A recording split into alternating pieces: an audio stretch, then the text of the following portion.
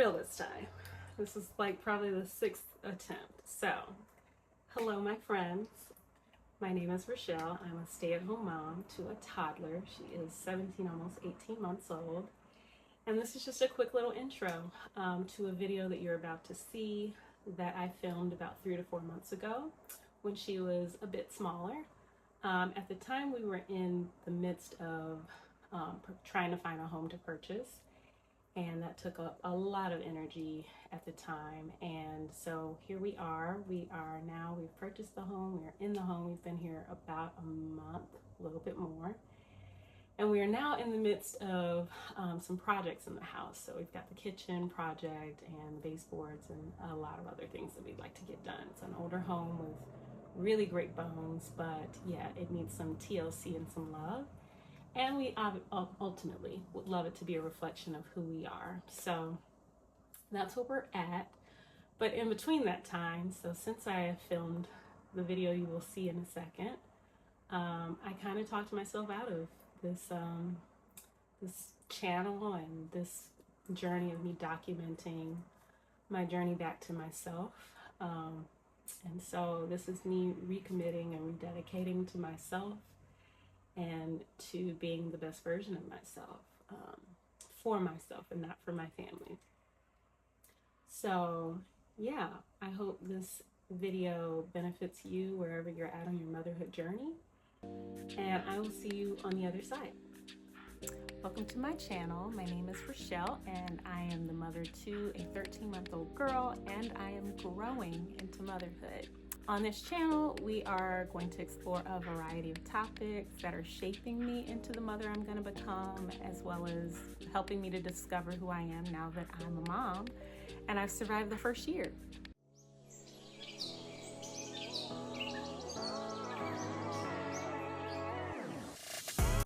Well, here we are. I finally convinced myself to do this, and I already filmed it, but it was in my car and oriented portrait style, so we're trying this all over again in landscape in our bedroom that is not the set of a YouTube channel.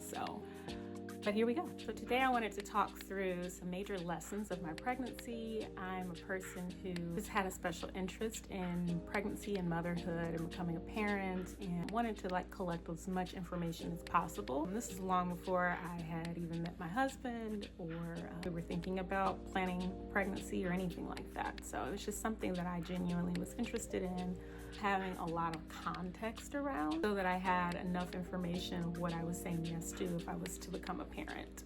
So here we are, a year later, into parenthood, and there were still many things that were surprising for me. And I try to do my best to prepare and to plan, and both of us are planners, but there were still some surprising things. So here we go. How much my appetite would change. I know people always would say, like, you're eating for 2, or if you're pregnant with twins, eating for 3, and that's not necessarily true. And I did know that you shouldn't necessarily plan for 2 whole grown people when you're consuming food. So I guess I interpreted it as like a correction of that idea that you need to eat for 2, was that you were just going to eat the normal amount that you typically would eat. And that wasn't true at all. I had a massive appetite, which was a big change for me because I've always been a person who has a relatively small appetite. I was always very, very small my entire life, essentially. So up until I was pregnant, I was about a 0. A 2 was me, and I put on some weight randomly because my weight would fluctuate, which is typical, but a 00 or 0 is where I resided pretty consistently. Clothes were a challenge. I would have happily put on more weight if I could, but it was always a challenge for me. And my appetite was definitely due to that. I also would get hyperfixated on things. I'm an ADHD girly, forget to eat. And so distractions and other things going around and stress and those types of things would definitely impact my appetite. And then I also just I had a normal appetite for me. Like, it still was not like a voracious appetite. Like, I typically would not have finished a burger for a meal. So pregnancy, it skyrocketed. It just went off the rails. I surprised myself in the first few weeks how much more interested I was in food, and different types of food in particular. And that was before the morning sickness kicked in. So that's the other thing that was surprising about it. I knew that it could last a long time, many weeks. I came to find out it could last the entire pregnancy. I also was aware that it could be in the morning, it could be at different times of the day, but I guess it didn't really sink in that that meant like you were gonna be feeling nauseous multiple times a day to the extent of wanting to and needing to vomit for weeks, and the impact that that's going to have on you.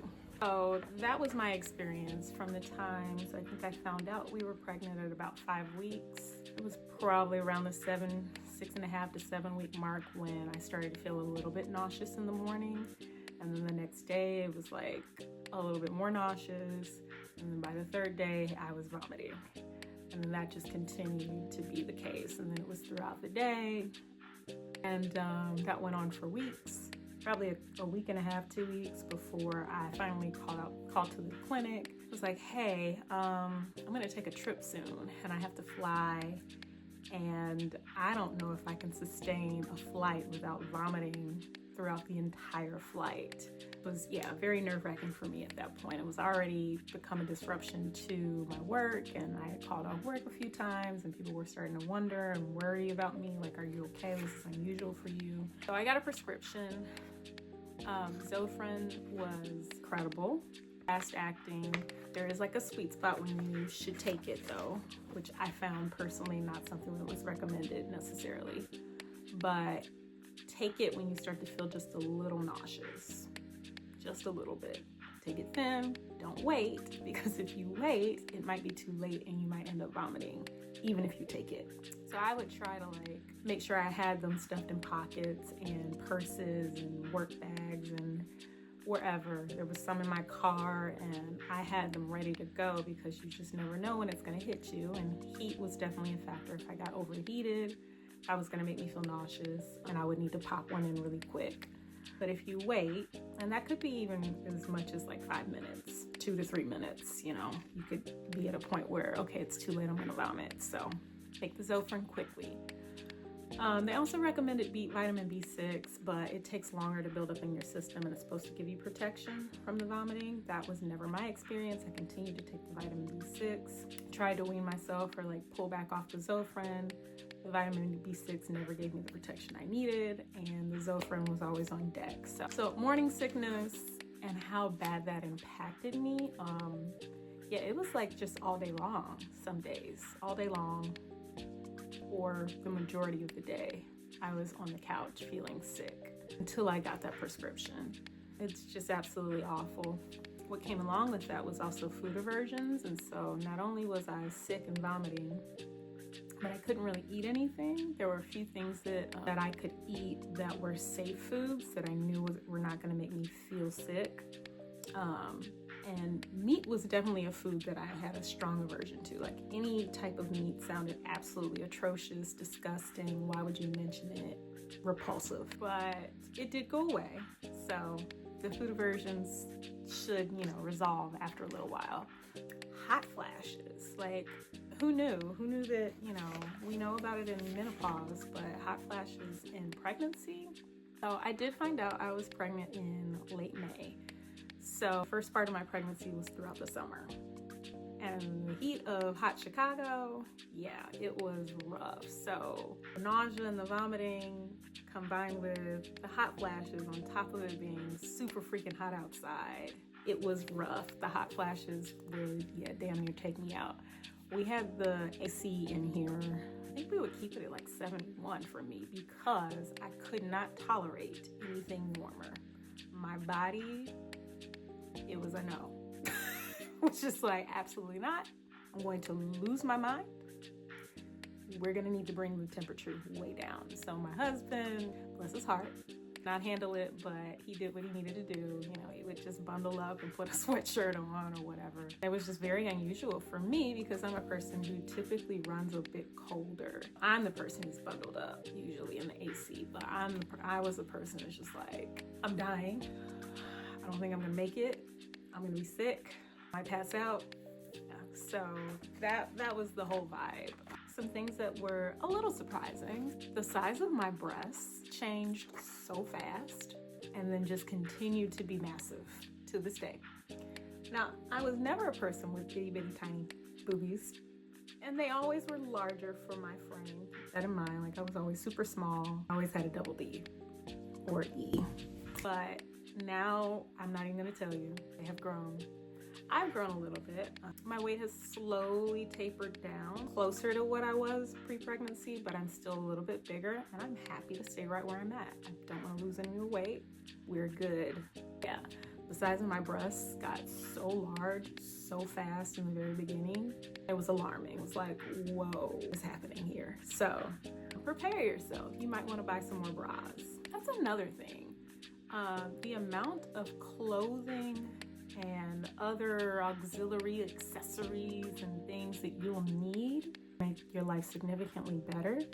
There's so many little odds and ends of things that can happen with your body that you should prepare yourself to be purchasing those things. Invest in bras in pregnancy, and then again if you're breastfeeding, because you're gonna need to be able to drop it and pull it out at all times. And so you are gonna want those clips. And initially, you're gonna feel so full and heavy and hard that you're gonna want something super comfy. And so structured bras with underwires and things of that sort are a no-go. You're gonna want the nursing bras. Trust me on this one.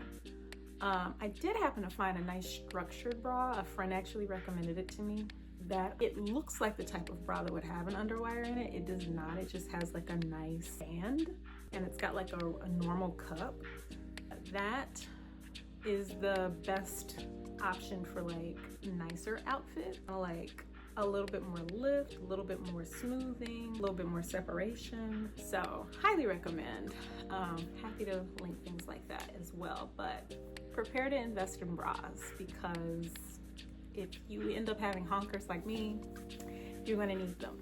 And there are so many other little things like that, but the investment was a little surprising. How it can impact literally any part of your body. Your nose spreading, your face getting really round. I had a double chin. I still have somewhat of like love handle situation happening. Nothing wrong with it, it's just all very new. I think that what was most surprising for me was the fact that I had such an intense priority shift that was happening to me, and it wasn't like something I was actively thinking about. It wasn't something like I was actively choosing it, like I really need to focus on this. It was like my body was telling me I need to focus on this. And that's likely just the hormonal shift. I don't think I ever asked anybody about it, but it all just made sense to me that when it was happening. I worked at a nonprofit at the time, full-time at home now, and there were things that I really loved about that. I was excited about certain things. Brainstorming, writing policy, that sort of thing was great. Loved it. Cool. A lot of things that I didn't love about it, but there were things that I was excited about.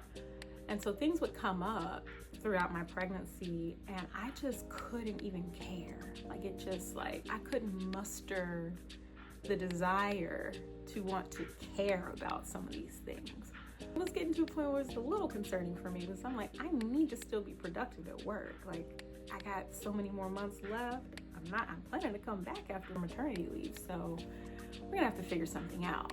So I had to push through and prioritize things that I just simply like, in my body, in my brain, everything is telling me this is not important.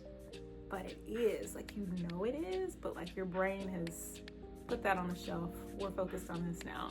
And it was really just like my body's way of, I think, prioritizing, like de-stressing, focusing on eating enough and eating well and staying calm and being at ease, cocooning and really loving and preparing to nurture this baby and prepare my heart and my soul for all of that. Your body will do that for you, which is amazing. But if you're a person who already struggles with motivation and like executive functioning, that's the word I'm looking for. If you struggle with that, you know, you're a neurodivergent, girly person, it's gonna be a little bit challenging for you to like make it still happen. You still have to get up and go to work every day, even though your body is like, I'm freaking tired, I need to lay down. But you have to go to work because you're out of sick days, or you want to save up your PTO for maternity leave or whatever. That was a little bit shocking and difficult to manage in pregnancy.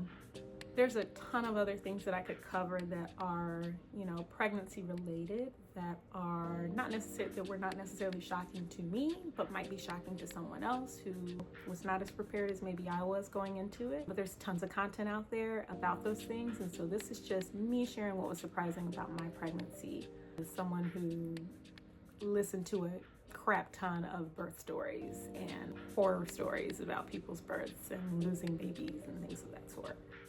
Take it for what it is.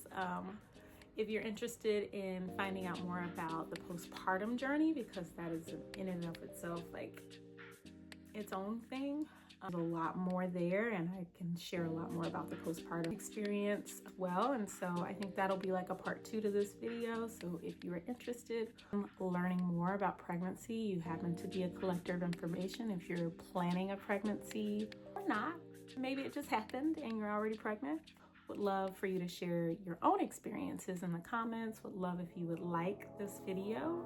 Please join along and subscribe. So I will see you next time.